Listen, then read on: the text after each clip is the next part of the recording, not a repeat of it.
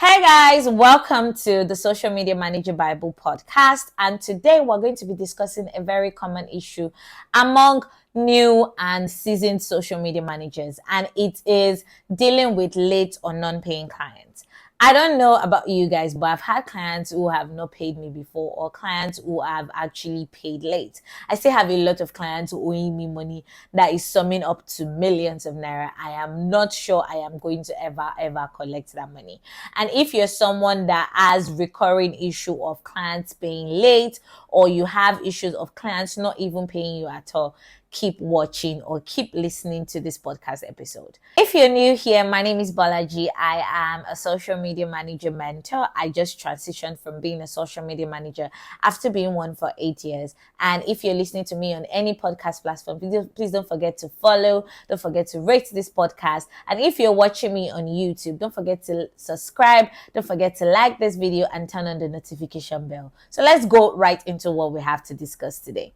Step one, you need to set payment terms. A lot of social media managers don't have payment terms. And if you don't have one, maybe it's time for you to create one. Your payment terms should include your payment due date, your payment method, and any late fees that may apply. Your payment due date, your payment method, and any late fees that may apply. Having clear payment terms will help you prevent misunderstandings and also help you set expectations from the very beginning. And that's why I always say you should have a discovery call so you actually can decipher or you can determine if you actually want to work with this client or if not. Because trust me, from a discovery call, I can tell that this client is not going to pay me, or this client is going to stress me. Definitely, I know from a discovery call because we're seeing each other. Most times, I always advise that you do your discovery calls via Zoom. It makes you see the client, you can see the facial expressions and know if you want to move forward with them. Number two is invoicing. If you're a social media manager and you don't have an invoice, it's time for you to start creating one. One of the easiest platforms you can use when you're creating your invoice is to use Canva. I create my invoice in Canva and it's always very quick for me to easily customize and send it to different clients in a PDF format. So your invoice should include the payment due date and your payment method. On my invoice, I'm showing you somewhere on the screen, you can see it has like my bank account. It also has the duration. It also has the amount and the things I'm going to be doing. So you want to be very detailed when you are creating your invoice to send it to your client. Also, I would advise you communicate via emails, because with emails, you can have like an email thread to fall back to. So when a client says A, you can be like, oh, but in the email, you said C. So let's go back to the email. You show them your email, and even if possible, you can also include your invoice, the details of your invoice kind of in your contract. The next one is communication. Now, it is very important that you approach the issue with late or non-paying clients professionally. So you want to be able to communicate with them. Just a quick one. If you don't know how best to approach them, I have a script and an email script and the Rockstar toolkit, and it comprises of like over 15 emails that you can send to clients when your payment is overdue, when their payment is late. I have different email scripts, so you can buy the exact Rockstar toolkit as a new social media or a seasoned social media manager.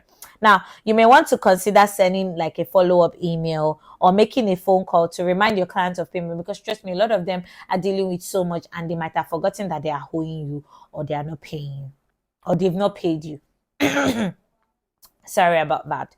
Next one is the late fees. You want to consider putting like a clause in your contract, or even let them know when you're like having your kickoff calls or your invoice that there are going to be late fees if they don't pay on time. And late fees always serve like as a motivator to clients. Nobody wants to pay extra, right? So they want to pay you on time. So you let them know what the terms are when it comes to late fees. When your payment is being delayed, you want to know, you let them know that, okay, these are the terms, and if you don't pay on so dates, when next you are paying, if you want me to still keep working with you, you're going to have to pay so a month extra because you're paying late.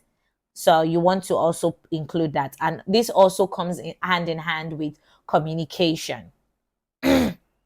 Next one is legal action. Now, this is the fifth step. And I always tell social media managers to always have like a lawyer that will help you co-sign your contract. Now, if a client is consistently late or is non-paying, you may want to consider legal action.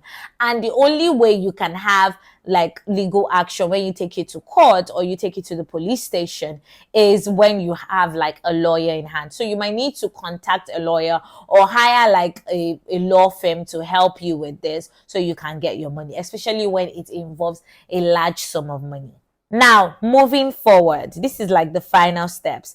Dealing with late or non-paying clients can be very, very difficult, and it can be draining to you and to your business. But one thing you want to do is learn from your experience. You don't want to, I feel like people that have recurring issues of late paying clients don't have a well-structured onboarding process, because from the onboarding, from the discovery call, I can tell if a client is going to owe me. Trust me. From the discovery call, I am asking the right questions. And if you don't know what kind of questions to ask during your discovery call, you can purchase the Rockstar Toolkit. I have a discovery call script, and it literally stares you from the very beginning to the very end on the things you should talk about when it comes to like nailing your discovery call as a social media manager. So it is important that you learn from your experience and also implement processes and procedures to help you prevent this from happening in the future.